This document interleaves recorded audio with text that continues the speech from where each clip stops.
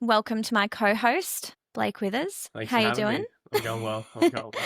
And our two lovely guests that we are going to introduce because we got straight into the podcast this episode. We were very grateful to have two wonderful women from FEMMI come on and share their knowledge around training for women and building running programs that's tailored to the unique physiology of women and the implications that we do have in this landscape that make training for women a little bit more challenging in some ways. So welcome to our guests, Esther Kewen and Dr. Claire Badenhurst. So Esther is one of the co-founders of FEMMI. She developed FEMMI with her co-founder Lydia O'Donnell. I think it was about 5 years ago now. And the idea of FEMMI is that it's this community-based running program that is tailored towards women's unique physiology. So it initially started with doing some individualized programming for women, and it has now developed into an app, which is on the App Store. It is absolutely free to download, and there are some free programs, but there is now also a membership option as well, which gives you more specific programs for events that you may have coming up. So specific programs, for example, leading up to the Gold Coast Marathon, the Sydney Marathon, all very unique to those courses and very much in line with your physiology as a woman. So very much, looking forward to talking about everything that FEMMI has brought together and why. And then Claire Badenhurst, she is a leading researcher in exercise science. Her current research program focuses on female physiology and how hormones affect women's health, well-being and performance. So we got into some really interesting conversations with Claire around the menstrual cycle, around iron, around considerations with your training for women that is different to training for males. And then also how we can really integrate that into our clinical practice. So I got a lot out of this episode. I'm sure Blake got a lot out of this episode as well, and things that we were able to really implement with some of our young female patients or female patients in general. Yeah, definitely. It was a great episode. Yeah, and even just the communication with certain clients and their families around how we can really optimize the prognosis, I guess you would call it, of a woman's development with their sport. I think it's really, really important for us to all be aware of our, language, communication and how we can keep running and sport sustainable for all athletes. Yeah, I agree. Yeah, it was a really good episode. Enjoy.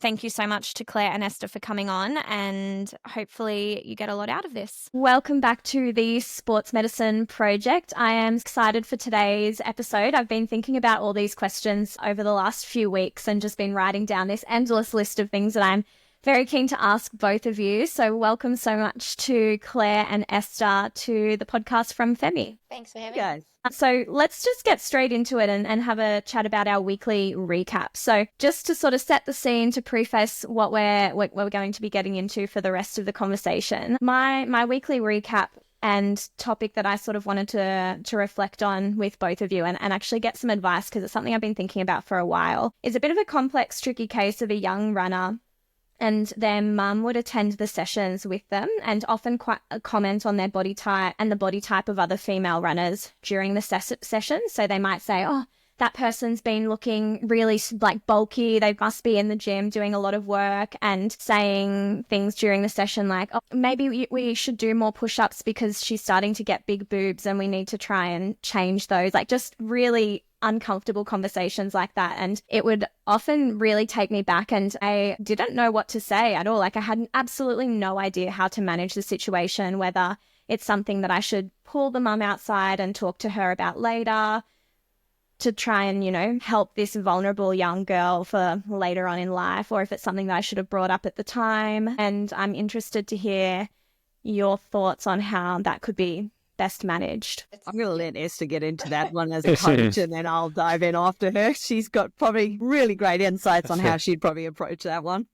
Yeah, it's such a tough one because it's really complex, and the reasons that they think that that's so important is, a societal issue and something that they've grown up with, no doubt, and thinking that the leaner you are, the better of a runner you'll be. And it is a really complicated one, and it's something that I've dealt with personally. My old coach used to say comments like that, and it led to, suffering eating disorder when I was younger. And, you look up to these people who are around you in a sporting environment, especially when you're young, and especially if it's your mum as well, and you're hearing those comments. I think what you mentioned before about bringing them to the side and just explaining privately, I think is probably what I would do personally. I would pull them to the side, explain how that can be really damaging. And it's probably one of the last things you would ever want to talk about, especially to a growing woman whose hormones are suddenly changing. She's going through puberty. Of course, her body's going to change. Of course, she's going to start getting, breast development. She's probably going to put on some weight. And that's actually a good thing. And I think when we look at like a male trajectory from younger, going through puberty, they tend to get faster and faster, and they get more testosterone and they perform better, whereas women actually take a bit of a dip around puberty, and it's just not well known and not well explained. So I think pulling her to the side and saying if she can get rid of anything that speaks about the way a young woman looks is going to have a lot of impact on those athletes. So instead of saying, she looks fast or she looks strong, it's, she is fast and she is strong. Steering clear of trying to change their body type. So, the bulky comments and the breast changes like that is completely normal, and just explaining, this is part of puberty. She may have a performance dip, but if we can keep her consistent in training, keep everything really positive around her, she's probably going to last a lot longer, and actually see progression once she comes through the other side. So it is a really tough one. It's a sensitive topic because it's probably going to be hard for her to take on board, but you can only try. And I think having those conversations in private is the best action to take. That's what I would do anyway. Yeah, I think building on what Esther said, I think as someone like as a researcher in the space, but also someone that's done a lot of sport herself, like in triathlons, I think it's so unfortunate to hear a lot of women my age, so like mine, Esther's generation of females, all having a very similar narrative. But the unfortunate thing that I think is how problematic this perception in sport is across so many different sports, and what is the impact of this, this terminology by parents, and this kind of like, or not even with parents, with coaches, and like how this kind of narrative gets, almost like embedded in young girls from quite a young age as they start going through these changes. Whereas Esther said, like naturally, there are these physiological changes that are going to result in changes within their body. And instead of learning how to appreciate those changes and work with them, the unfortunate narrative is that it is wrong to have these changes and that it's detrimental to them. So you literally can look at research, and there was some great work done where they surveys with a whole lot of elite athletes here done in New Zealand, and the proportion of elite female athletes, so these are women that have worked through those changes, that are at the top tier of their sport, that actually felt that there was a huge amount of pressure on them, and it was perspectives on their bodies versus like performance related pressure. It was like perceptions of like what the body looks like and how people perceive me to look athletic or not within a given sport, like seeing this as a huge issue throughout women's sport, and then the impact that has on the mental well-being of active females and female athletes. It's a huge issue that needs to be addressed, and unfortunately it might start with having these conversations when they come up at a young age with either the coaches or the parents or the support network, and actually, as you say, Esther said, very kindly maybe taking the individual to the side and pointing out that like these are natural changes. We don't need to avoid them, but rather we actually need to learn how to work with them so that this girl can actually learn to appreciate her body but still perform to the best of her ability. Yeah, that's such a great answer. And I think that it's really confronting when you get into the situations to be able to find the right words in a way that's going to be best received, that's ultimately going to be helping the girl in the center of it all. So yeah, I think that's really great advice. So thank you. What's your weekly recap? Yeah, I just wanted to add to that because it's definitely as a male, having that conversation is more difficult. And I feel pretty well versed in the information on how to communicate that. But as a clinician, I've found the best way to do that when I'm doing my assessment and watching them run and move, and we've got a big gym space at work, I'll watch them walk up the end and walk back. And we've probably got maybe 30 to 45 seconds, and I'll have that conversation with the mum or the dad in that time, really short. And then whenever I'm in the actual assessment and in the appointment with them, I'm just constantly reiterating to them and the daughter, or even the boy as well, just that everything with their body is normal. These are normal age-related change. We expect this to happen. They're performing really well. They're happy. That everything they're doing is great for their development. That seems to go okay. But I can't say that I've had the direct conversation around female bodies. And that's why I just think having a female clinician who can speak about that is just so important. And as I've said to you, directing them to an online resource like FEMMI, or even to your page, Claire, it's been really cool. And I've had patients and even mums come back and say, hey, thanks for that recommendation of that Instagram page. It's really helpful. So if you're a male listening to that, that's how I've navigated it. And hopefully that continues to evolve. Would you have any advice, Esther, on that? Of, I guess, sending them to resources when you are feeling a little bit maybe scared to have that conversation? Yeah, definitely, Femi. I mean, we not many years ago, but a couple of years ago, launched an online resource called FEMMI Theory, and we have modules on this. So I would suggest having a look at that, FEMMI Theory. These modules go into great depth about the impact of certain comments on young women and how that can impact their entire life. I think a lot of coaches and women don't understand, or mothers don't understand, or anyone, the impact of their words on someone's mental health for a really long time. And if I take myself as a prime example, I still really struggle to wear a crop top. And this is something I've spoken openly about in FEMMI, and we now call it like rocking the crop, because you're owning your body and you're doing it even if you don't really feel that confident in doing it. But you know, the reason that I feel self-conscious about wearing a crop top is because of comments a coach made to me that I carry too much fat on my stomach to be an elite 1500 meter runner. And so from then on out, I never wanted to show my stomach. And so I think examples like that really open people's eyes to the power of their words. And I think that's something we focus a lot on at FEMMI. And that's why we created FEMMI Theory. Like, it goes into so much more than just that one thing. But we do have a whole module on how to build confidence in young female athletes, rather than, looking at things that you think could make them better athletes, which are probably actually going to impact them more negatively. So FEMMI Theory. I'm just going to plug FEMMI here. FEMMI. We also have a podcast. So FEMMI podcast is a good one as well, where we talk a lot about this as well. And then, of course, the FEMMI experts. So we have 6 incredible experts on our team. Claire is one of them. She has amazing resources on her Instagram, but all of our experts, you'll be able to find them on the FEMMI page as well. And they all talk a lot about these type of issues and topics. Yeah, I wanted to ask you, Claire, because if we look to the kind of musculoskeletal sports medicine space, there is just no debate anymore that our words carry so much meaning. If you tell someone they have a flat foot, if you tell someone their spine's out of alignment, they're more likely to suffer disability sooner. They're more likely to suffer a higher intensity with pain. So we clearly know words matter. Are you aware of any research where it comes to speaking about females' bodies and looking at outcomes and things like that, where it is shown to have a negative or consequential effect? Is it mostly survey research, or we've got some qualitative data as well?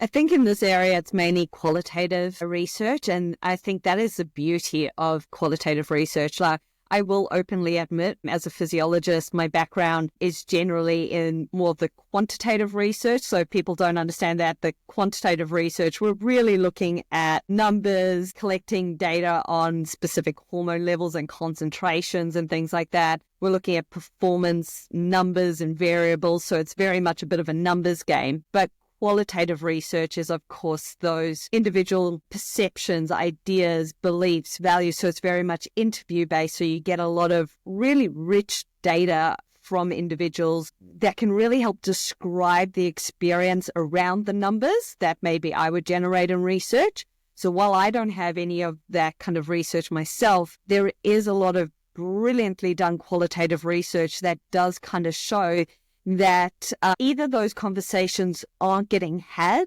with coaches because there is that kind of fear from female athletes with working with a coach, where they just don't feel like it's appropriate, or they don't feel like they've got the knowledge to talk about like certain aspects or changes that are happening with their body, or like the fact that there is this really interesting relationship between an athlete and a coach, which we all know exists. It's a very I guess, important relationship for an athlete to have. And so if it's kind of like having a role model say something really challenging to you. And if you take that on board, like that that person you're looking up to, that person you're looking to get advice from, it can have a flow-on impact. And I think it then also raises that really important discussion when you look at both sides of the research. Performance and training isn't only about numbers. You've also got to recognize that mental well-being has a huge, phenomenal impact on how someone shows up to training and how they perform every single day. So that qualitative research there provides a lot of really interesting perspectives on how these interactions, if not managed respectively, can actually really be detrimental to an individual's mental well-being and the flow-on effects that that could have within their life, within their performance, is quite substantial for that individual. But I also think that research then points out those individual differences, because there are going to be some people that are maybe more mentally robust, so they could hear that but just not believe it. So of course those kind of words aren't going to have any impact on them, and that's fine.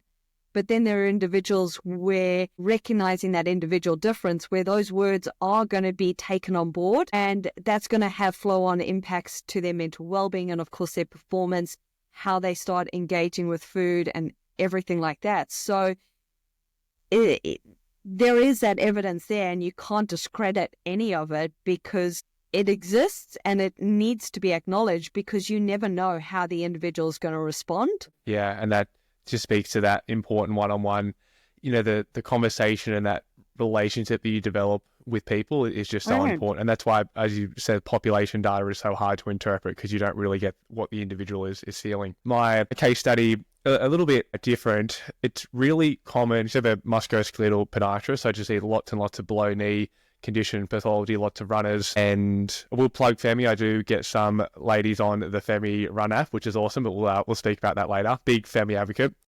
But it's really common because I, rightly or wrongly, do like to yap a bit with my patients and really try and over-explain, probably to my detriment. And I think as a result of that, patients like to ask me a lot of questions, and sometimes it probably gets a little bit out of my field. I feel knowledgeable enough to speak a little bit about female physiology, or at least direct them in the right to the right people. But perimenopause, postmenopausal women, it's really common for them to present to a podiatry practice for a really common condition, plantar heel pain, plantar fasciitis, any kind of below knee soft tissue injuries. And a lot of the time I get asked, does my menopause or do my menopause symptoms have anything to do with this? And on both ends of the spectrum, it certainly could.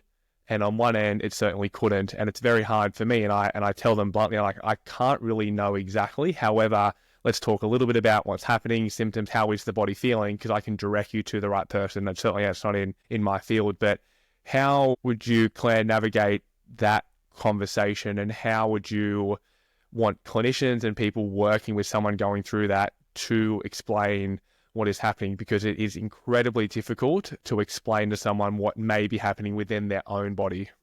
Yeah, I think that's brilliant that firstly you're having these discussions and bringing that to the attention of the woman that is maybe having the sniggle. I think for so long that hasn't been something that has been recognized.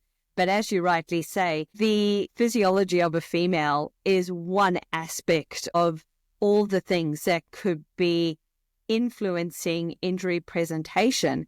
And so I think it's a really interesting discussion of your menstrual cycle physiology is a marker of health. So like the quality of food can determine your health, the amount of sleep is a key marker of health. All of those things together can give us a really good indication on what are you doing to help manage your health. And so if you are having perimenopausal symptoms that are influencing how you sleep, and you're not getting enough sleep, and then you are in a highly stressed out work environment, that's then, when we add in training on top of that, is an exceptionally high load that could have then contributed to this injury with maybe inappropriate rest or recovery or whatever has occurred that has resulted in this injury. We need to be looking and asking questions about all of these aspects. So it's not just saying, just because you're in perimenopause, yes, the likelihood that you're going to get injured is going to skyrocket, but it's acknowledgement of like, there is a change in your physiology that's happening. it is a key marker of health. We know that some of these symptoms are going to change how you feel in certain areas. They might impact other key markers of health, nutrition, sleep, etc. And cumulatively, when we look at you as an individual, everything that could be impacting it, this is a conversation we need to have because it could be a key factor. And if we're going to give you really good support on how to, once we've treated this injury, how can we put in a supportive structure around you so that you can stay healthy, so that you can do the running that you need to do after that. We need to be considering this as part of how do we keep you healthy, because it's going to be one of the key players in that, along with sleep, nutrition, appropriate training, and everything like that. So I think from that aspect, that's probably how I would come at it as a clinician when talking at it with an individual. Yeah, I like that. It steers clear of the physiology stuff, which we just don't know or can't predict without, any internal data like blood tests and things. Yeah, I was going to say as well, I guess, and we've spoken about this before on the podcast too, is our key role in some of these areas is to be really good identifiers and maybe just bring up a conversation that the woman in front of us hasn't had the confidence to discuss with their doctor, or maybe even hasn't been aware of it. So if we do start to move in towards that conversation and ask those questions for them to become aware of it themselves, then perhaps we can then make that recommendation to some of our resources for them to be able to explore the ins and outs of it further in terms of like blood tests and potentially, HRT, if that's an avenue that they'd be interested in exploring with their GP. Definitely. Yeah, it amazes me. I mean, it's why one of the reasons I love FEMMI, and another reason why doing this podcast and people out there creating resources, because more times than not, the conversations that I have, as a musculoskeletal podiatrist around these symptoms, that's the most they have spoken about it with anyone. And I'm their podiatrist. I'm just managing their heel. I'm like, you have a doctor, you have an endocrinologist, someone that had diabetes. Like, you've got all these medical specialists and no one has spoken to you about these symptoms and saying, this is a part of your physiology. You can actually see people to help you manage it. It's just blows my mind. And then obviously with younger females as well, it's definitely getting better, but that's one of the reasons why things like this are so important. What's your weekly recap, Esther, to share for this week? Anything that you'd like to highlight from your exciting week? Yeah, I feel like maybe I misinterpreted this because it's a little bit further back than a week. No, that's fine. It was something really cool that happened recently, and it's about Dr. Stacey Sims, who's one we kind of call the godmother. Yeah, we had her on the podcast 10 episodes ago.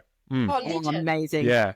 Amazing. I'll have to have a listen to that one too. But she's recently been on Diary of a CEO podcast, which is one of the leading podcasts in the world. It's a massive platform, and like if you get a place on that platform, you're going to have a massive audience to speak to. And her podcast is actually the 4th most listened to of all time. Literally talking about this. Yeah, and she's in the top 5 on Huberman's as well. Yes. Yeah. So it's just So incredible. And like, I think it just highlighted for us at FEMMI and I'm sure beyond, like how many people are seeking this education and information now. And it's, something that FEMMI stands by is bringing that education in a really digestible way to women who never got taught any of it at school. We never got equipped and empowered in our bodies when we were at school, but hearing these things now on one of the most popular podcasts in the world is so exciting. And it just shows that there's a real shift in society, and the fact that it's so highly listened to also shows that there is this knowledge gap and people are seeking information. And then following that, we also noticed quite a big influx of American downloads of FEMMI. And I think what happened was, people listened to this podcast, they were like, holy moly, like this stuff I've never heard this is amazing. How do I get more information? They go on the App Store, they search for something around running and female physiology, and they find FEMMI. So I just think it was a really cool flow-on effect. Shows, people want this information, there's a knowledge gap, and they're going out and seeking out more guidance, more education, following that podcast. So that's kind of like a really positive thing that happened. I think it was maybe a month ago, but that's so we'll good. sneak it in there. That's right. Yeah, we can just say it was a long week. It's the week. It's just Perfect. That's great. What about you, Claire? Well, I think mine kind of maybe even leads on from that. I will say I feel always very incredibly fortunate because Stacey and I collaborate a lot on research projects because she's based here in New Zealand. And so we actually have a great time doing a lot of research together, even in some of our bigger projects. So even some of the stuff that we've been working on, it's in collaboration. So, and it's just awesome, like being in the room with other women that share that passion and can just bounce ideas off each other is just fantastic. But I think, so I've just come back. It's like that January period where you return to work and you just kind of catch up and everything. And so for me, what I was reflecting on this week is the fact that we've spent 2 years collecting data in women, menstrual cycle physiology data. So just for reference for people, to do high quality research in women, taking into account menstrual cycle physiology, and to do it in substantial number of women. So we've done it in about 92 women in one project and about 70 more in another project. It's taken 2 years and we're nearing the end, and it's just reflecting on that and actually how long it actually takes to do this quality research in women so that we can provide the right answers. But when we look at the data, especially because our projects are designed not so much around a single cycle, they're more continuous. So looking at consecutive menstrual cycles in women. And when you start looking at that data set, you just have this immense appreciation for how dynamic and how individual each woman's physiology is. And I think my reflection is pretty much how excited I am for this year, because I'm finally going to analyze the data and not just collect data. So I'm buzzing for 2025. I guess that leads to one of our main questions for you, Claire, is where are we exactly up to with the menstrual cycle and what we know about it? I think there was maybe 4 or 5 years ago, there was Stacey Sims brought out her book. Maybe it was even longer ago, but that was probably when I first read it. Maybe it was longer than that, actually. And I was like, I'm going to train with my menstrual cycle. I'm going to do all my high intensity sessions at this phase, and then I'm going to do really easy intensity sessions in the next phase and follow it to a T. And then some more research sort of came out that was maybe it's not that black and white. Maybe it is a bit more individual. So right now, because it has swung quite a few times, I feel, and that's just due to a lack of research and trying to grab onto anything that we really can. Where do you feel like we're up to at the moment? I think this is a great question.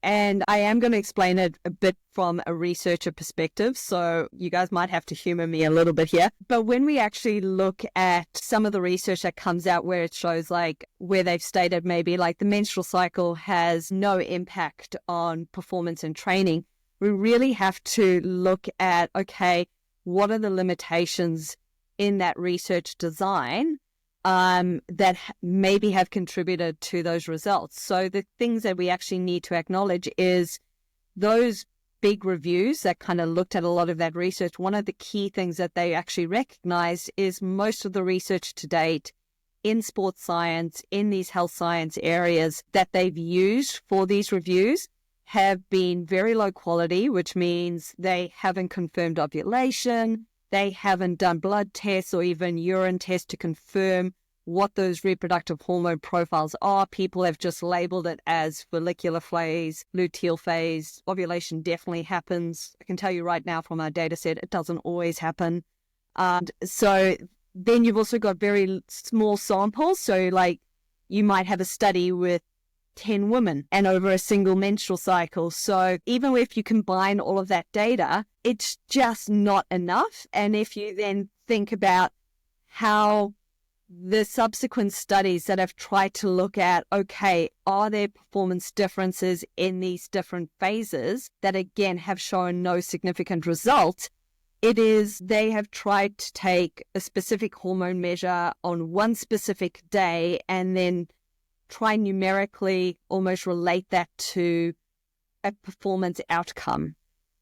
But actually what we know about this physiology in women is that your hormone levels can change within 24 hours, sometimes within 12 hours. So it is a very dynamic and responsive physiological system, which means, yes, in your follicular phase, you might have increasing estrogen levels. What that increasing estrogen level looks like day on day on day between myself, Esther, and maybe you, Kelly, is going to be completely different. So if I measure us all on this day to get high estrogen levels, the likelihood of me getting very high estrogen levels between all of us and then all of a sudden relating that to a specific performance outcome, like I'm never really going to see the I guess that correlation there. Like it's just the design is literally taking snapshots and then almost hoping that all women's performance outcomes are going to be exactly the same at these given time points. It doesn't account for those individual differences or the dynamics of the physiology that you would expect with something like the menstrual cycle. However, what's really interesting now is a lot of the more recent research that has subsequently been done, but kind of looks at the more individual aspects of the menstrual cycle. So we're looking at menstrual cycle symptoms that occur. So presentation of menstrual cycle symptoms will vary between women. Again, this is mainly due to genetic differences and individual threshold sensitivity towards their reproductive hormones occur within the menstrual cycle. So because of those individual differences in sensitivity, the symptoms I experience in my menstrual cycle as a result of my hormones are going to be very different from Esther, very different from yourself as well. And so what they're actually finding and reporting in a lot of research is the total number of symptoms and the severity of symptom, or even the type of symptom that has a very good or a very strong correlation with impact on training and performance. But that research recognizes the individual differences. So a woman that doesn't experience menstrual cycle symptom, she's not really likely to report any impacts of this physiology on training and performance. But someone that maybe experiences or very severe symptoms or maybe a large amount of symptoms, she will often report that it does impact her training and performance. But the beauty of that research, even though it's quantitative and looking at numbers, is that you're actually seeing weight behind that evidence of that individual impact of this physiology is quite individual to each woman. And yes, as a result of those individual differences in those hormones and the symptoms that maybe present with it, yes, there is that impact on training and performance. So I think it's one of the things that we don't do well as researchers, and this is maybe a pet peeve of mine as a researcher, is that we're not very clear when we're translating that information. What exactly have we researched? How have we designed the studies so that we can get the right results out? And are the results being communicated to everyone properly? And so I think sometimes if we can understand that, well, then we can really start teasing out like some of the really key and important pieces of information there. And then on top of that symptom stuff, we've also got a lot of qualitative research, so interviews and stuff like that with women, again, showing that individual experience with their physiology. Again, some women, no impact, and that's completely fine. That's their individual experience of their physiology. However, others will experience something quite distinct and quite different, and it's recognizing those individual differences because, yes, those individual differences and experiences will influence your training and your performance. A question for you, Claire, and then to Esther. Do we have any broad associations with hormones and symptoms or performance? Like we've found that, if you have an increased amount of estrogen, this generally might be the result to your soft tissues or your performance, as one question. And then to Esther, based off the app, is that why having it individualized, the program in the app will then tailor to that individual person? So if someone's on one end of the spectrum and they get, really severe symptoms, the running might be a bit easier for that week versus someone that doesn't have severe symptoms, that would change. I guess to go to you first, Claire, and then to you, Esther. I think the research in this area is still growing and developing because, again, it's even if they're looking at the presentation of a specific symptom, and trying to associate it to that hormone. Again, we need to recognize that I might design the study that every single woman comes in and I'm going to do a blood test on day 13 to try get that peak in estrogen before she ovulates. And I might capture that in 5 out of 10 women, and the other 5, I miss that estrogen peak because they ovulated at a different time in their cycle. So then you don't necessarily have consistently high estrogen levels to then specifically relate it to a given injury. And this is where maybe some of the more mechanistic research, which is maybe outside of sports science, so maybe you have to look outside of that to actually look at where a lot more of the cellular-based research is looking at potentially what estrogen does to, I guess, not only soft tissue, but like your ligaments and your tendons, elasticity. Some of that mechanistic research actually becomes quite valuable there.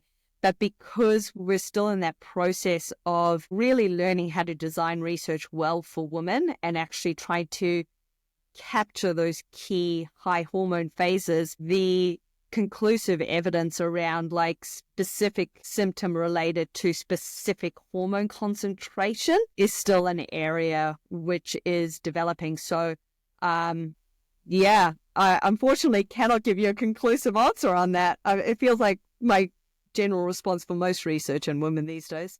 That's we joke and say that's how you can tell someone actually understands the research, because they have nuance. It's the people that are like, yep, put the horse before the cart. This hormone does this. You train slow here, train fast there for everyone. It doesn't work like that. No, absolutely not. Yeah, and then as Blake mentioned to Esther, so what is FEMMI, like how is FEMMI tailoring then female specific physiology to their training programs with all of that evolving research in mind? Like it's quite hard because I think things often like just have to be updated so regularly because there's just new things coming out like every month.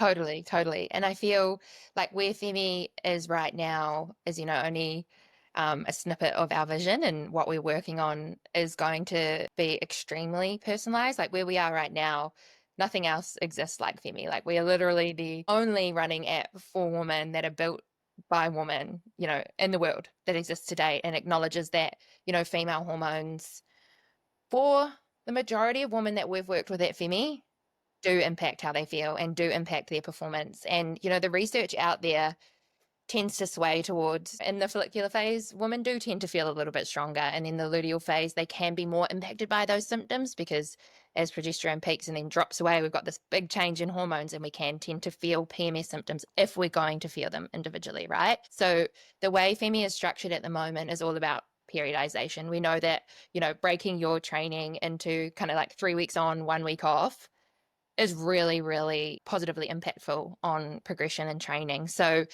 we sort of tailor that down week more around the majority of women and around their PMS symptoms and when they're potentially going to be impacted by their hormones. So this is kind of phase 1, but where we see FEMMI going, like our big vision of FEMMI will take into account every factor that could influence how she's going to feel, each day of training. So what we call it is the FEMMI intelligence system, and we're pretty excited by it, but it takes into account, symptom tracking. Claire always feels really fatigued between days 20 and day 24. We notice that happens, month on month on month. This is clearly how Claire is impacted by her hormones versus me. I feel more fatigued days 27 to days 3 of my cycle. So this is clearly how Esther's impacted by her hormones. We want to take all of that into consideration. We wanted to take into account her training history, her current training data, or the data that we consume from her wearable, other factors like sleep, stresses in her life. Take that all into consideration and then adapt her training accordingly to the individual. So that's kind of where we're working to. But the way we've structured it at the moment, it's based on science. It's backed by science around periodization of training. We just bring that down week into the late luteal phase, early sort of menstrual phase, where most women are impacted by their cycle. But, the vision and what we're working on now at FEMMI will be so much more dynamic and so much more adaptable to the individual. But yeah, like you say, Kelly, it's complicated and it's complex, but we're already seeing like incredible impact on the woman that we've worked with. And I think that also comes down in part to finally feeling validated. I think for a really long time, like Claire said, a lot of the research that has been poorly done, said that there's no clear evidence that hormones impact you. But then we work with thousands of women who are saying it does. And we're then providing them education, positive affirmations around how they're feeling or potentially feeling, or how they may feel, that aligns to how they're feeling. They finally feel validated. They finally feel seen, and they feel more empowered in their body. So 100% of the women that have trained with FEMMI feel more empowered in their body, which is a pretty great statistic. But then on top of that, when you look at, training protocols out there, less than 1% of fitness software is built with female sex hormones in mind. So they're just completely ignored. And most training software out there is basically just built for men and based on, male data and how men respond to training. Ignoring this, continual change of female hormones is basically just undermining the impact of female hormones on how we can perform and show up day to day. So hopefully that answers your question. The FEMMI intelligence system is in progress right now, which is very, very exciting. And I think it will get us to that point where we do acknowledge, every single woman is impacted completely differently by their cycle. There may be majority feeling certain ways throughout the cycle, but everyone is completely different. And even every cycle to cycle is different. Yeah, I'll be the first to admit that when I first read that initial piece of research that said that there's in the follicular phase, you are tending to be a little bit more, stronger and faster and have more energy. And then in the luteal phase, you tend to feel a little bit more lethargic. I was like, yes, 100%. That's me. That must be true for everyone. And I recommended it to absolutely everyone because I just bought into it so heavily, because reflecting on it myself, I really noticed it. And then following up the research that maybe sort of brought more nuance into it, I was kind of like, oh, really? I'm sure that must be correct, because that's always how I feel. So I totally agree. I think and now talking to so many female runners all the time, I think there's always some comment on feeling better or worse at different phases. And I certainly realize that is on an individual basis now, because, some person might feel better at one point in their cycle than another, but there certainly is peaks and troughs throughout the month, I would say. So, and then at the moment, just following on from that as well, Esther, FEMMI right now is guided by pace. Is that something that's going to be, is that what you feel is the best way to sort of guide intensity and then easy runs for women? Or do you think that further looking into symptoms and the FEMMI intelligence system is going to then be incorporated into how you're prescribing intensity within the app as well? Yeah, for sure. I think when we get to that point of the FEMMI intelligence system, it will be a lot more dynamic. I think at the moment with paces, we chose paces. There's pros and cons to it, but we chose paces because there aren't that many other, firstly, there's no running app for women. I'll say it again, but then not many running training programs, in software form provide paces. And we think that that's actually an incredible place for people to learn about, how to periodize a week of training and how different an easy run pace should be versus a tempo run or a steady run or a interval run where you're doing kilometer reps at 5K pace. And I think the amount of women we've worked with all the way from beginner, even to you're looking at people who have even run their first half marathon, how many of them make so many mistakes around paces, and they do these speed sessions way too hard. They absolutely dig themselves a hole week on week, or they push their easy runs way too hard when they should be running, so comfortable that it's a little bit boring. And I think that from that knowledge that we've gained through the one-to-one coaching we did initially with FEMMI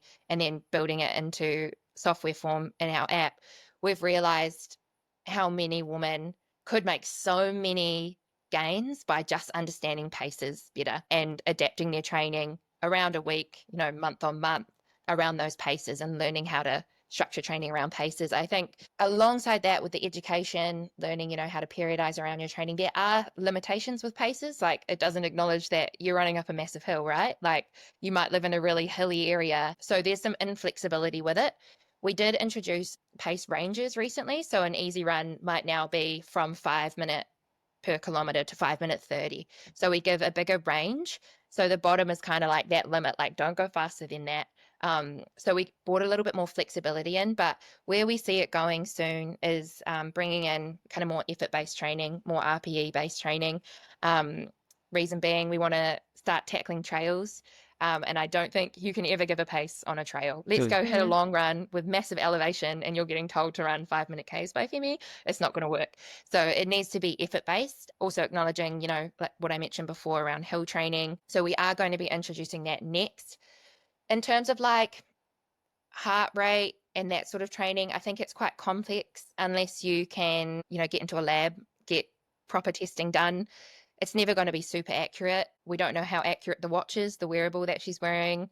We could ask, are you wearing a heart rate monitor or not? But there's so many variables that play into heart rate training. So I think it's definitely valuable for some people. It's just a little bit more complex than providing paces based on goal time or current ability, which is what we do at the moment. And then bring in that effort-based training soon will help us expand into other areas. And I think some people also just prefer effort-based training. They like tuning into their body more, seeing how they feel. But I think providing both gives a good outline where we can educate more around paces. If there's someone that thinks a 5 out of 10 is actually way harder than it should be. So yeah, that's kind of why we started with the paces and where we see it evolving in the future. Yeah, that's cool. Another question for you, Claire, and this is inspired by a post that I read from your Instagram. I found it really, really fascinating because it's not something that I consider when I'm treating patients, and I'm not sure if it's something that I can consider more so, which I'm keen to ask you. But so I tend to see a lot of runners and a lot of female runners, and treating a lot of bone stress injuries, tendons. I'm often asking about if someone is trying to get clues as to if someone might be experiencing low energy availability or RED-S. And the easy questions around that is, are you experiencing a regular menstrual cycle? Are you fueling around training sessions during training sessions? Is there any food groups that you might eliminate from your diet, as a way for me to currently get some insight into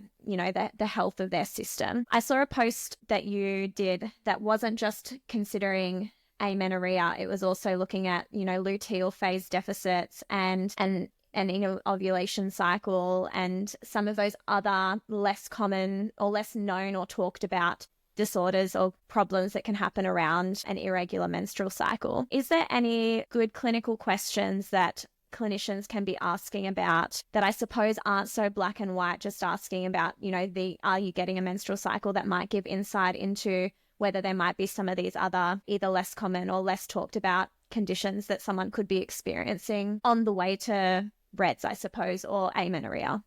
I think this is a brilliant question, and thank you so much for asking it, because I think it's a really important question, firstly, to raise, because it's unfortunately the key metric that a woman is educated on in terms of recognizing if there is an issue with her menstrual cycle physiology is regularity. So how regular are your periods? Like, do they come within that 21 to 34 day window? Are they quite consistently as soon as they are extended? Then we refer to that as oligomenorrheic. So of course you're having probably less than 9 menstrual cycles a year. And of course amenorrhea being if you have missed a menstrual cycle bleed naturally for more than 3 months. So regularity is that key metric. Every woman will go, yes, I am quite regular. The unfortunate thing is that in a lot of research, because the focus has been on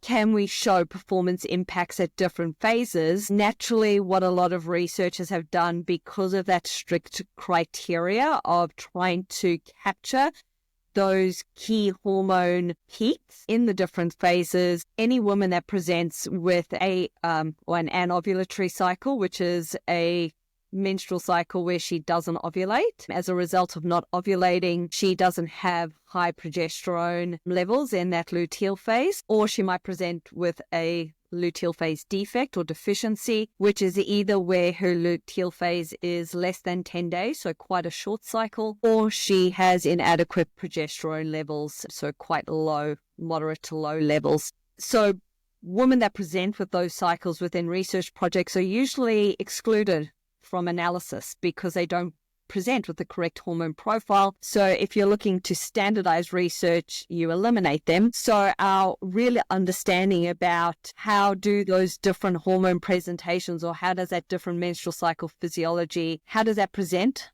for women, again, lovely gaping hole in our research vocabulary, we can't tell you. The unfortunate thing is, because regularity is the key metric that we've told women is an indicator of like you're healthy because you have a regular menstrual bleed, women that have a luteal phase defect or even an anovulatory cycle will still menstruate regularly.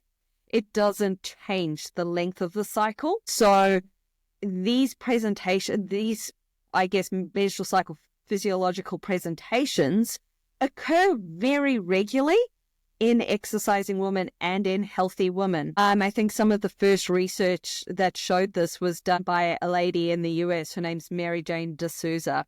She's done some incredible work in and around female physiology and some of the initial work around the female athlete triad. And she actually looked at the prevalence of these, presentations in our menstrual cycle physiology in sedentary versus just regularly exercising women. And luteal phase defect cycles, so where we have low progesterone or very short luteal phases, in 3 months, the prevalence was about 48% in exercising women. So about 50% of women in 3 months will at some point experience a luteal phase defect. But because we don't actually know about what actually happens, how that might change maybe a menstrual cycle symptom or anything like that a woman experiences at that time, we're not really able to provide really conclusive recommendations of these are the questions you should be asking. And then from some of the research we've done now in our lab, again, our research hasn't eliminated women because of menstrual cycle physiology. We've literally just tracked them over 3 to 5 menstrual cycles. And with all my projects, I actually generate a report for the individual and give her data back. And for literally the majority of women, like majority of them, I have to give them back data that shows like 1 cycle you did ovulate and you had enough progesterone in your luteal phase, and 2 cycles, one of them you didn't have enough progesterone, one of them you actually didn't ovulate altogether. There is a very small minority of the women in our research projects that 3 cycles consistently actually ovulate and have adequate progesterone levels. And in fact, a lot of research shows that about 3 to 4 cycles within a year for naturally menstruating women, there will be this sporadic anovulation. And so what we're actually seeing is this really adaptive responsiveness of this menstrual cycle physiology to different stresses, different life events. So we usually see these changes where there is things like illness, travel, high amount of work stress, social stress, emotional stress. Like that's also a huge thing, that psychological stress and social stress, what that can do to female reproductive physiology, that often sometimes gets ignored in place of maybe asking a woman about nutrition, but actually asking about some of those other aspects around like, are you highly stressed out? Like, are you managing that stress? Is it impacting your sleep? Like, have you been sick? Have you traveled? Like, all of that can influence this physiology and it can cause these slight disruptions. So at best, like what I usually say to people right now is, let's just acknowledge that it is adaptive physiology. These changes can occur in response to many lifestyle stresses. And unfortunately, our current metric of is it regular might not be able to detect that these are occurring for a lot of women. Of course, the women that are maybe looking on going on a fertility journey might become a bit more aware of it because they start measuring whether or not they're ovulating. But even then, you don't know if you have a luteal phase defect. And so what I am currently suggesting to people is, in the absence of this research, the most empowering thing you can do for a woman is get her to track her menstrual cycle physiology. So how she experiences it, those symptoms for more than 1 cycle, a bit continuously, because then if you get a deviation away from your normal, so if you get a menstrual cycle presentation that is quite different, that can actually give you a really good indication of, okay, like even though I'm regular, I've experienced something quite different here, which could be because of maybe lifestyle stress, or in the absence of that, if everything else in my life is static, maybe something has changed here in my physiology which could be indicative of some hormonal change. So I think as clinicians, actually supporting a woman to recognize this physiology so that she can practice some self-advocacy for herself and communicating when a change does occur from her normal is probably the most empowering thing you can do in the absence of research that shows like this is the specific change that happens with these hormonal changes. I say something similar, definitely not as articulate as that, to the people that I work with. And, I say it's on an individual level, it's very hard on a population level to be able to recommend something to you. But maybe 3 months ago, before we did Berlin Marathon, I jumped on the app as well. And I was training the app. Yeah, because Kelly was using it and I was like, I want to use it too. Don't cut me out. And we would chat about it. And that, I gotta tell you, that app is empowering. I was like, wish the guys had something like that. But it was really cool. And the thing that I wanted to use it as well because I'm recommending it with patients. But it really does make you aware, even though those things obviously weren't happening in my body, and we set it up so we're on the same cycle, so we can go through it together. But it really does make you recognize what's happening in your body. And I think, as you said, that seems to be, as far as a clinician, that's probably as far as, I guess, musculoskeletal connections different with your aspect of work, but as clinicians working in this space, that's about as far as we can go. And then using applications like that and directing them there, because all the information is there on how to do it. That's probably going to be the most important part. Because you raised an interesting point around the deviation from the normal, and I'd never thought of how you said when you were mentioning as well as to like different training for different people based off how they're feeling, day 21 to 24 versus day 27 to 30, because when we prescribe rehab, especially post bone stress injury and post tendons, we need quite a high stimulus on these structures to elicit a response, and especially with stress fractures, like the higher the better. Your bones need that. And I'm prescribing and telling people your intensity needs to be high, and it's never occurred to me to be able to then, because I'm just recommending that broadly, that's saying that some days you should probably just go as high as you can, and that intensity that you're able to have is probably going to be different.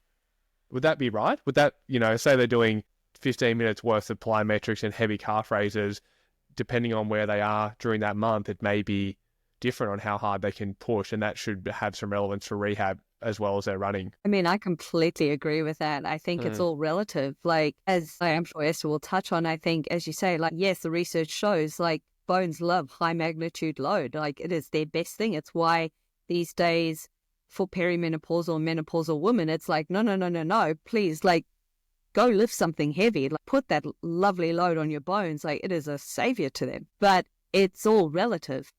You've got to recognize that high intensity on one day is going to look very different. And I think the example I always give to people is high intensity and maximum effort on a day where you're sleep deprived versus a day where you've had enough sleep. You're still showing up and putting in maximum effort. It maybe looks very different, but it's still high intensity for that day. So yeah, I think taking into account those differences there can be incredibly important, but it also can help support compliance with any rehabilitation program that you provide. I like that. It's good. Yeah, I always like to line up all the aspects of someone's training in a deload week. So some people will like be having a deload week for their running, and that means rehab gets deloaded that week too. Doesn't matter if we're trying to have as much of an impact on our bones or our tendons as we can. Everything needs a week to recover at some point. So I think that, if we can line that up at a time that the woman or person in front of us is in line with their physiology as well, then probably just makes more sense. Really? Totally. And that's like Femi's whole ethos is really like track your individual experience with your cycle and how you feel day to day, and then listen to your body. Like, I think for so long, and this may not be only for women, but there has been so much pressure on women societal wise about how we look and like molding our bodies to look a certain way, especially in running and a lot of individual sports or endurance sports. And so we just push ourselves so hard. We train hard all the time, under fuel. we're not actually listening to our bodies and listening to what our bodies need. So that's really what FEMMI's ethos is. And when you said, Blake, that you felt empowered by FEMMI, that made me feel really, really Yeah, happy. I was hyped up. I felt like a queen that day. It was good.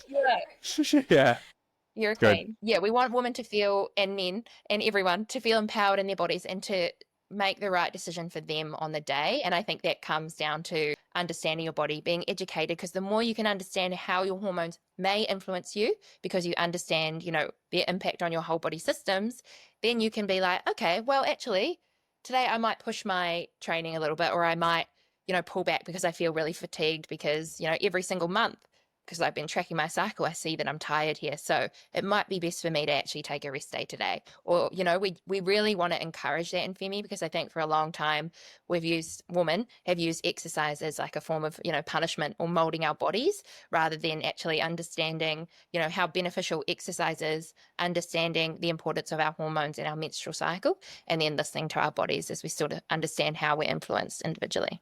Yeah, I love that. That sustainable model, I think, is so important. I'm going to pivot a little bit here because I have so many questions that I want to ask you, Claire, on iron. I run with so many female runners, and I think majority of the female runners that I run with have had an iron infusion before, or have begged their doctors for one if they'll give it to us. And it seems like it is a very common thing for females, but particularly female endurance athletes.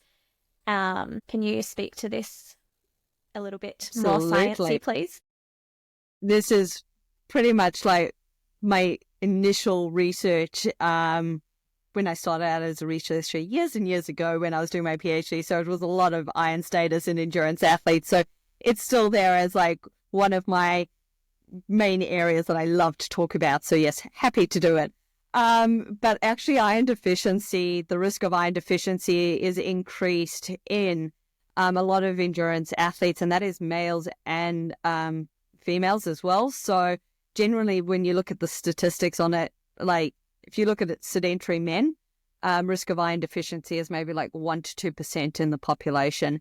If you look at the age-matched men who are endurance exercisers, all of a sudden it's up in and around that like 5 to 8, sometimes up to 10%. So it dramatically increases. So I think when you exercise, you actually need to recognize that exercise itself naturally accelerates iron loss from your body. So things like sweating, gastrointestinal bleeding, all those kind of things, cumulatively, they all can accelerate natural iron loss processes from your body, more so than if you were sedentary. And a single one-off exercise session where you accelerate iron loss is not going to have a major impact on your iron stores at all.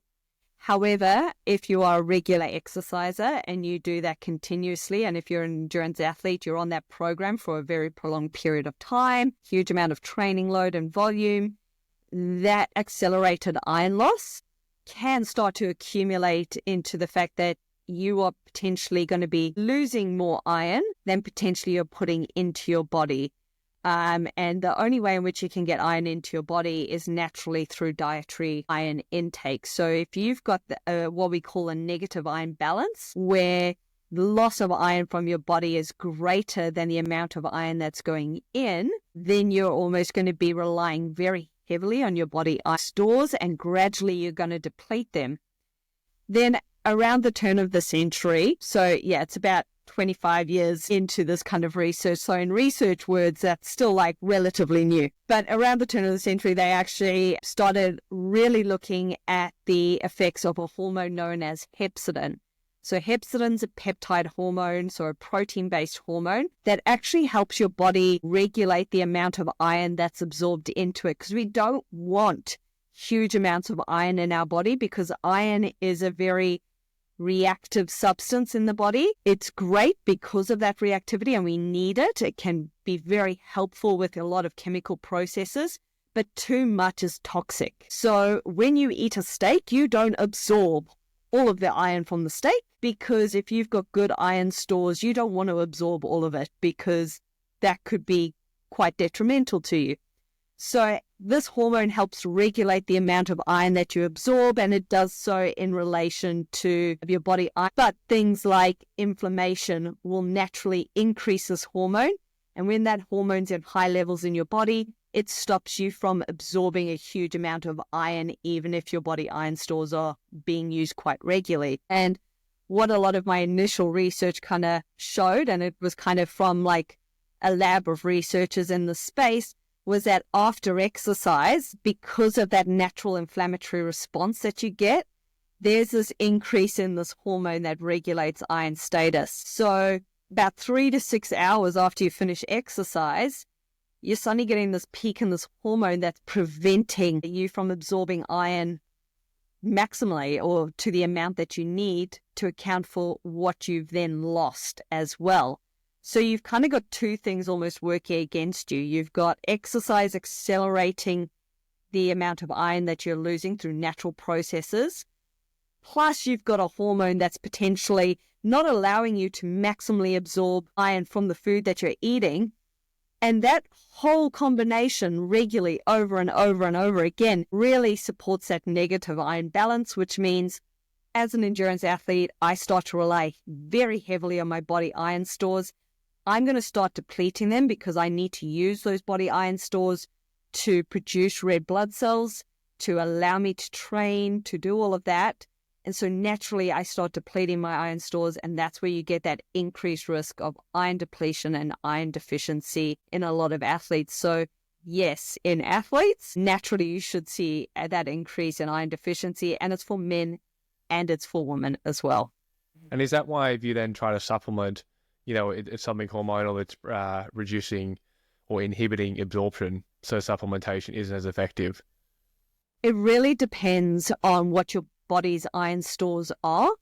So if you are iron deficient or iron depleted, then yes, supplementation can be incredibly beneficial because it can mean that you are starting to put in a little bit more iron. So you're starting to autocorrect that negative iron balance. So instead of having less in and more loss going out, you're putting a bit more in so you can counterbalance that relationship going on there. And for iron supplementation to work in iron depleted and iron deficient individuals, you need to be supplementing for about 8 to 12 weeks for any benefit to your body's iron stores. And interestingly, because that hormone that regulates iron absorption is very sensitive to your body's iron stores, when you're depleted or deficient, the increase in that hormone isn't as high because it wants to absorb iron into the body because you need it. However, if you've got good iron stores, so what we say is sufficient levels, so you're not depleted, if you are supplementing, you're naturally going to drive a peak in that hormone because, again, you don't want to absorb huge amounts of iron in. So if you've got good, healthy iron stores, managing your iron levels through dietary intervention with the support of like a nutritionist or dietitian, if this is an issue, can be your best prevention strategy in maintaining your iron stores while you are a regular exerciser as well. And you said that the peak was 3 to 6 hours after exercise of that hormone. So if you're doubling, like you're exercising twice a day most of the time, does that just mean it's chronically elevated? Or yeah, actually some really brilliant research, I think more recently done, I think it was maybe in the last year, 2 years maybe, I can't remember the exact date, but it was done by Alana McKay and Louise Burke, where they actually looked at that double up session, and they did it with rowers because people were trying to figure out, like, if I do a double session, does it increase further? And generally they found that the double session didn't increase hepcidin further. It did just kind of go up and it just kind of stayed there a little bit. So yeah, it didn't have that like additional effect, but it did almost prolong that kind of area where you were not maybe maximally absorbing iron to the best of your body's ability. But again, that response in an iron depleted or iron deficient individual, that didn't happen because, again, our body iron stores are low, so I'm not going to drive that hormone up. I'm going to try maximally absorb as much iron as possible. It's very much dependent on the individual's iron stores. But yeah, this is some of that really intricate, interesting physiology behind why this happens for a lot of endurance athletes. It's unfortunately what we're doing, naturally kind of creating a bit of a situation, which if we don't account for, can increase our risk. I love evolutionary adaptations. Like this whole hormone adapted in response to inflammation, because when you're sick, there's an inflammatory response and you don't want an invading pathogen to have access to iron, because they'll also use it to grow and spread around your body. So your body, this ingenious evolutionary thing is, okay, so we'll produce a high hormone response to inflammation so invading pathogens don't have access to iron. But that's how you end up with this response post-exercise. So it's brilliant. It's ingenious. It works fantastically. And then when you kind of put it with exercise and our everyday lifestyles now, you're like, okay, interesting. We're different. What about foot strike hemolysis? Is that real? I've heard it. I've had We're skeptical every time we hear foot strike. about it. I've had a few people mention it to me, and then I've tried to read about it, and it just sounds like there's a bit of conclusion hopping from my interpretation of the research. But I'm interested to hear your thoughts. Is that something to be debunked, or am I being too much of a skeptic? And it is real. No, I actually love this. I love where researchers are asked that kind of thing. Like, yeah, I'm a skeptic. Like, what actually is happening here? I think post-exercise from the blood markers, again, I'm coming at it purely from a researcher perspective. When I look at those blood markers that indicate that there is that disruption of red blood cells as a result of those ground reaction forces, yeah, you do see that change in the hematology of an individual immediately post-exercise. And if I kind of think about it from like a physiological perspective, you're looking at cells that, if we look at the membrane or the surrounding area, are like 1 cell thick. Like red blood cells aren't the most robust cells in our bodies. They're not made to last for a prolonged period of time. They have a lifespan of about 3 months. Like they turn over quite regularly. For that turnover to occur, they do break down. There is that natural hemolysis that occurs. Can it be accelerated with exercise? I think from the results that I've seen immediately post-exercise, yes, that can occur. I think it is a natural process in the body. But yeah, I think my question back to you guys is, what creates that skepticism for you as clinicians? Because that's a learning point for me as a researcher. I think for me, it's in endurance sports, iron deficiency, or everything that you just explained in the natural adaptation that occurs from exercise and iron over time depleting happens across all sports. So why are we then sort of blaming it on foot strike in running and the ground reaction forces having such a profound impact on iron, rather than looking at the effect of any kind of physical activity or exercise for a sustained time period having a similar or the same type of effect on iron over time? I think that's a great way of looking at it. And I think if we kind of take a step back, it's there has been research in both running and cycling. And naturally, because cycling is a weight-supported activity, the degree of hemolysis post-exercise is a lot less than running. But as the only thing, no, because I think, as I mentioned, exercise as itself accelerates iron loss through various aspects. So there are a handful of natural ways in which your body eliminates iron, of which red blood cell turnover, that hemolysis, is one of those aspects. We can lose it so many other different ways. So sweating, shedding skin, bleeding that occurs in the gut that can naturally happen for women. Like if you are a heavy menstrual bleeder, you're naturally losing more blood every month when that occurs and stuff like that. Those are all natural processes that are going to accelerate iron loss, of which hemolysis is only one of them. So by itself, it's probably not going to have a huge impact, but cumulatively with everything else, that's where you start getting that accelerated iron loss. So I think that's a really great way of raising it, but also acknowledging that as researchers, to standardize how we conduct our studies and so that we can get the best results, we have to be quite strict on our methods, what different sports that I can use where I can measure things quite readily. And it's quite easy to put someone on an exercise bike in a lab. It's quite easy to put them on a treadmill in a lab. Sometimes doing some of those other sports where it's very dynamic and everyone's moving around, if I'm trying to test and analyze those responses in a lab, it suddenly becomes quite tricky. So I have to fall back onto those methods that allow me to standardize protocols. And unfortunately, what that means is then we're extrapolating a lot of information to some of those other sports as well. So again, it's just recognizing the faults and limitations of research. Now, Esther, question. There are some very questionable running programs out there, very generic. I'm talking build to a marathon in 10 weeks kind of stuff, which I think we would maybe not agree with. But what do you see is the problem with people following these, especially females following these generic programs? And then how is the FEMMI app going to be different? Or how is the programming going to be different? Yeah, for sure. That's a great question. I think I wish I had like a little screen to share with you, but like, I mean, everyone listening probably has seen like a graph of, you know, a menstrual cycle over the month, and you see like all the changing hormones that are happening throughout that time period. Say it's a 28-day cycle. And then if we look at male hormonal profile, which most generic programs, like I said before, are based on male data and the way that males respond to training protocols. But if we look at those two comparatively, it makes sense that a program for a woman should be different, right? Because you've got all these changes that are happening. And like Claire was mentioning before,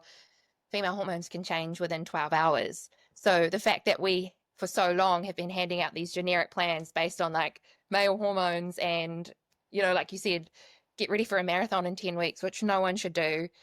If you've never run a marathon before, like if you're really fit already and you've got 10 weeks before marathon, like, yes, that's maybe okay, but general rule of thumb is no, don't do that. Yes.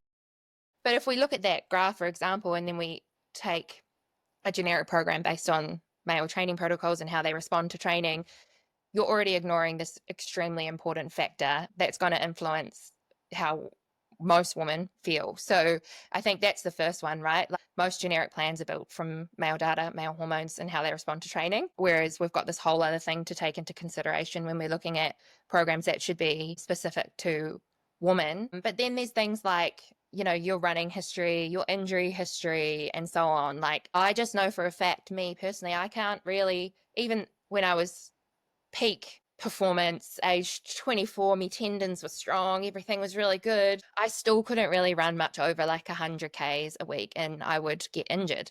Whereas like when you look at someone like Lydia, the other co-founder of FEMMI, her body can handle up to 160 Ks. So if I was given a program that was kind of, you know, a marathon based program, it was generic, it was built off male data, and it was getting me running up to 120 Ks per week in that build, I'm most likely going to get injured. So I think, you know, there's so many factors that play into making a good program. Female physiology for one, you know, injury history, running history, how many years have you been running?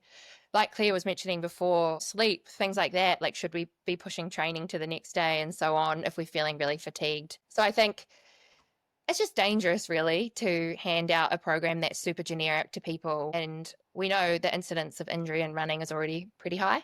So handing out generic programs that don't take into account all these factors is just going to put someone at really high risk of injury. So that's why generic programs are not good. Yeah, I agree. And to finish up and wrap up from both of you, starting with you, Claire, 3 ways that you see females being able to maximize performance. I think when it comes to this kind of area on like what are I always think about what's the main thing I would say to women if they wanted to maximize performance.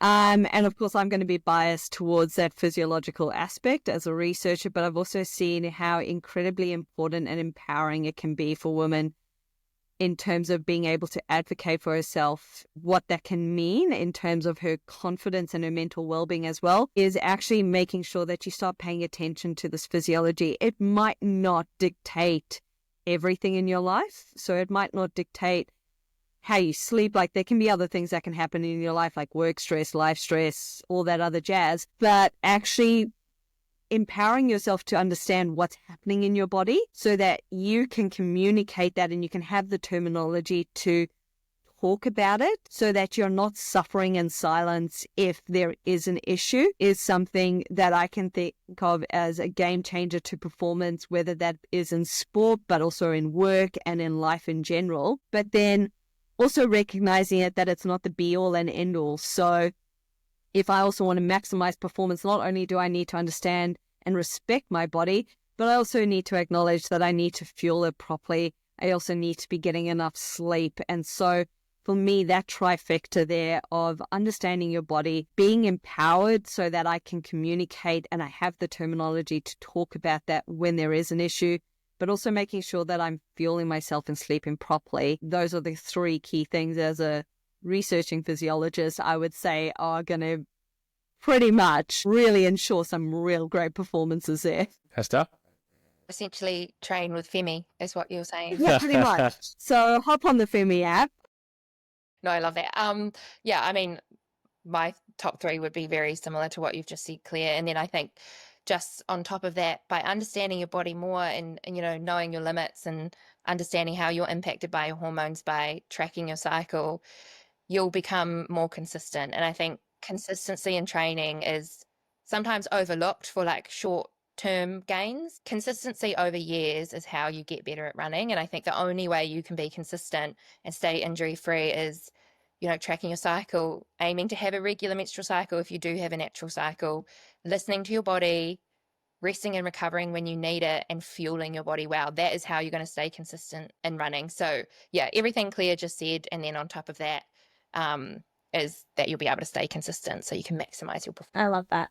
And so this podcast, we've been saying for probably like 2 years that we should get you guys on, or someone representing FEMMI, onto the podcast. And recently you launched the FEMMI membership, and we thought, what a well-timed podcast to talk about, everything that is behind FEMMI and what has brought, light to FEMMI existing, and, us being so lucky to be able to train with it. Can you tell us a little bit about the FEMMI membership and how you see that, further empowering women to being able to achieve their goals or work towards particular focuses sustainably? Yeah, for sure. Yeah, we launched the FEMMI membership at the end of last year, and we call it the ultimate membership for women runners. So we see that as holistic, right? We don't want it to just be a training program for women. We see it as everything we just spoke about before in terms of like the education, learning from experts to therefore understand your body and feel more empowered in your body. Because the more empowered you feel, the more confident you're going to be, and therefore your performance is going to get better anyway because you're more confident in your body. So the FEMMI membership is kind of wrapping that all up in one. So within the FEMMI membership, we've got what we call specialized focuses. So that's at the moment from a 5K up to the marathon distance. Like I mentioned before, we do want to get into trail races and training, which is going to be a really exciting step for us. And then we've got some other specialized focuses like mellow moving or like fire ups. They all have descriptions within them, but they target certain areas of running. So it might be that you just want more variety and spice things up because you find running potentially a little bit boring. Or mellow moving is more for someone that wants to still train hard but reduce that intensity a bit and really like look after their body, or sort of nurture more of that like tempo threshold training alongside long easy runs, that sort of thing. So there's all of that wrapped up with what we call internally coach notes. So we've gone into a lot of detail within each workout explaining, what is a stride, what's the benefit of a stride, how to do a stride properly, what's a fartlek session, what's the benefit of a fartlek session at this time in your training block, and how will that help you, be ready for your marathon in 16 weeks, for example. So there's a lot more education weaved into the specialized focuses. We do still have free parts of the app as well. So you can access basic focuses, so such as build your base or recover and reset, because we want people to still be able to try FEMMI and get access to running programs, but then also for that more specialized, personalized program, they can be part of the FEMMI membership. Alongside that, we've brought in our incredible experts a lot more. So Claire, for example, is one of our amazing experts, but we have a whole team, and we've launched what we call the FEMMI group chat. So this is essentially a web page where you can ask questions to our experts. They'll be assigned the question. They write a blog post that responds specifically to your question. So it could be really personalized to you. You might have an Achilles issue, such as myself right now, that you want help with, and that will be passed on to our incredible physio Grace, and she will write a blog post answering that question. So that's all part of the FEMMI membership. Alongside that, one of our most sought after things from FEMMI is our merch. So people really want our hoodies and t-shirts and those sort of things. So you'll get first access to the merch and exclusive merch drops. So yeah, that's pretty much the FEMMI membership as it stands at the moment. We have so many ideas of where it's going to go. And it's going to obviously include that FEMMI intelligence system that I mentioned before. But yeah, it was, I guess, our response to holistically serving women to be the best runners and perform the best and feel the best in their bodies. And that is basically, the FEMMI membership. Yeah, it's so good. I followed Femi consistently for the entire of last year, and I ran a 10K, a half marathon, and a marathon PB all last year, and loved it. Congratulations. And the other thing that I want to add, so specifically to the listeners of this podcast who are predominantly clinicians, is I will frequently recommend for new runners, or depending on the injury, sometimes a return to running plan, learn to love running component of the FEMMI app. Yeah, particularly like female runners who haven't really got much guidance in the way of where to start is probably where I would recommend it the most clinically, or someone who's had a long period of time off running and just trying to get back into it. I find that to be so nice to give that to them. Like, it's very easy for me to write out some random recommendations and a progressive run program, but I love that, FEMMI encompasses everything within the app, and I think that that's a really nice way to start to get people involved and women, sustainably building up their running. So I think that that's a really useful tool as a clinician. And the other thing is the FEMMI run communities. So Newcastle launched our FEMMI run community in April last year. So we've been going strong, and it is, such a wonderful way to bring together like-minded women to run. And we love it. Like, every Friday, it's such a nice thing to look forward to. But there's also FEMMI run communities all around Australia and New Zealand. So wherever you are in Australia and New Zealand, and maybe beyond soon, have a look and see if there are any communities near you, and go and check it out on a Friday morning. Yeah, I just want to add to that with the return to run, because I've mentioned that a little bit as well. And, as clinicians, we certainly have the knowledge to be able to help people get back to what they want to be able to do. And between Kelly and myself, we see, hundreds, if not thousands of runners, and write lots of programs and strengthening. And the challenge we know even from the research is compliance. And one thing the app does really well is it makes it fun. Don't get me wrong. I love looking at a Word document with a nice return to run, but when you writing them too. But the app but I just makes it funner. It's not going to be the best. Yeah, there's cool colors. It gives you some motivation. It's fun. And you did mention it, and I'm going to put you on the spot. Kelly gets around in her FEMMI shirt, and I love the Women Made to Move. Is there possible for a male drop? I don't know if there's any males wearing that, but I really do like the t-shirt. The merch is really cool. So I'm putting it out there. Yeah, definitely. We can come up with a slogan together. Yeah, we need to get more behind our male allies. So absolutely, Blake. Let's do a male drop for sure. Sweet, extra large. Next time, Kelly, yeah, extra, maybe extra large. Yeah. Yep, cool. I like that. I've got that in there. Good. Amazing. So good. And so is there anything coming up that our listeners can look forward to in the way of FEMMI, or where can our listeners find you if they do want to, come knock on your door and ask you more questions about everything that we've spoken about already? Yeah, for sure. I think what you were mentioning before about the run communities, Kelly, and yeah, she is obviously one of our incredible run leaders. We're so grateful for Kelly showing up every Friday to lead the way there in Newcastle. But we have just launched the ability to search and find a run community in-app. So you can register, you can see who the run leaders are, and then we see that evolving quite a lot to really connect women all over the world. So we are currently working on the next feature around community and bringing more women into running and connecting through the sport of running, because, just seeing the impact of the run communities on women's confidence and their sustainability in sport, because they feel supported by other women, they feel confident to show up because they have that group around them, has been really awesome to see. So we see that growing quite a lot. So that's kind of next up. in terms of like the app progress. And if you want to get in touch with us, just come to our Instagram page, FEMMI.co. We've also got a FEMMI Run Community Instagram page. Come and chat to us there, or send a message or a question through to the FEMMI group chat webpage as well. If you've got specific questions for our experts, we can get those blog posts ready for you. But I think those are probably the best channels. And if you do send an email to support@femmi.co, you'll be talking directly to me because I answer all those emails. So if you want to chat to me, send us an email as well. Great. And that'll be all tagged below, as it typically is, just below the show notes. Awesome. Very good. Thank you so much, guys, for coming on. Really appreciate it. Thank you.